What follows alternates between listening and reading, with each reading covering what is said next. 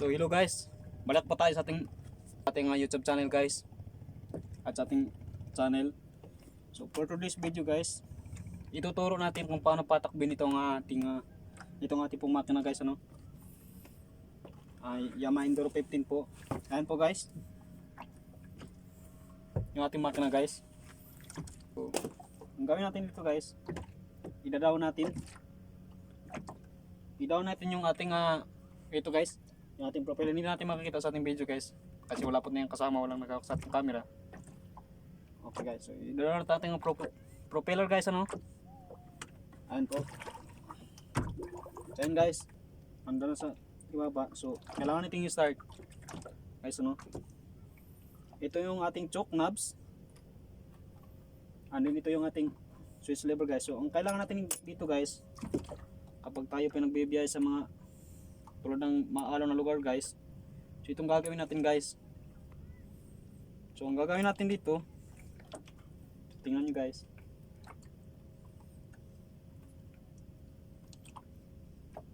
So ayan guys, pagkatapos guys, susuotin natin itong switch lever guys. So ibalik natin guys. So ayan, so subukan natin guys, para ito po ay atin mo nang i-start bago natin susubukan itong tanggalin, ano? So okay guys, ganito naman sa ating makina guys. Ayan, ito yung kanyang handle guys, at ito yung kanyang pulley. Ayan, subukan natin guys, patakbin natin guys. Ayan, tumatak muna tayo guys. So kapag doon tayo sa ating ano guys, ating bird guys, ano? So yun guys, ating bird. So, para makatakbo yung ating makina, papasok natin yung ating bird. Pag ganun guys, pag ganun, kasi ito guys, ito yung ating forward, and then dito, ito yung forward guys, ano? And then yung kanyang neutral guys, ang neutral, yun po. And then yung reverse po, pagkaroon po. Ayan guys, aatras po yung makina natin. Tap natin guys, at tingnan nyo, aatras tayo. Ayan, so kapag forward natin guys, pagkaroon tayo guys. Ayan, forward yung tap natin. So ayan guys, so subukan natin guys, baka sakaling tayo mahulog sa mga gumagamit ang ganitong makina, kaya natin susunod. Ito yung ano guys, yung purpose nito guys, ano? So, subukan natin guys, tanggalin natin guys, ha.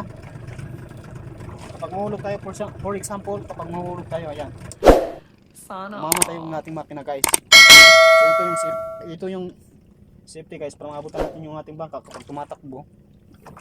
So kailangan natin itong suotin. Ito guys, ano? So balik natin guys.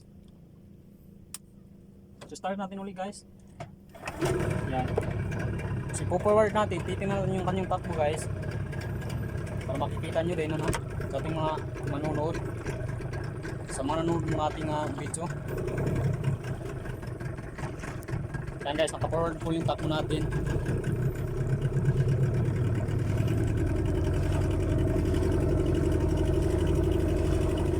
Guys,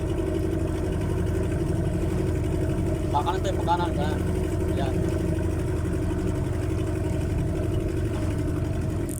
lapit na yung araw guys, ano? Ayan. Kapag pupunta din tayo sa lift,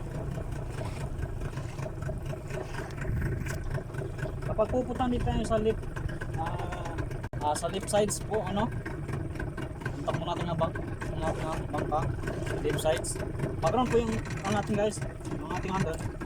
Background lang tayo. Ayan. Ayan po yung pakinggan guys. Pakaliwa po yan. Kapag kanan naman, ganito yung gagawin natin. Ayan.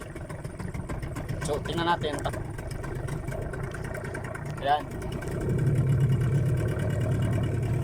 So yun lang guys.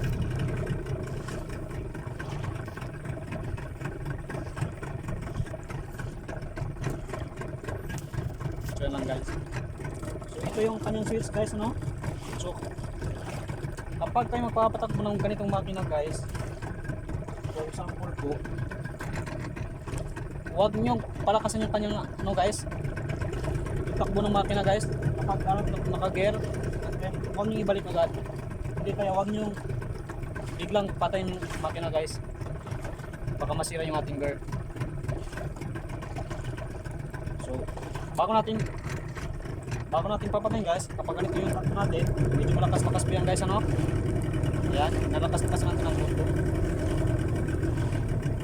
Kapag huwag natin biglang i-neutral guys, baka masira yung kanyang gear. Kailangan natin muna i-slow yung makina, yung takbo ng makina guys. Yung makina bago natin i-neutral. Ayan po.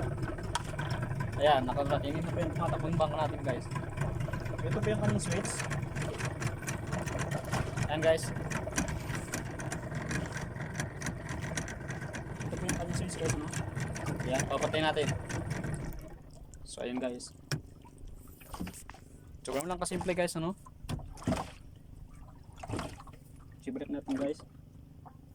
And then yung kanyang cooling cover guys, ito po yan. I-break natin.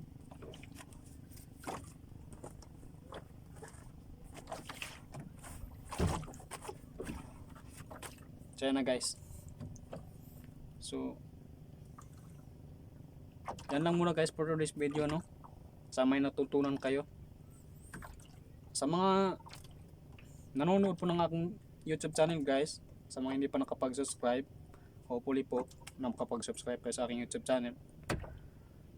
Fibro TV po, may 50 subscriber pa po tayo, no? So yun lang po muna guys, ano, for today's video po. So bye bye guys.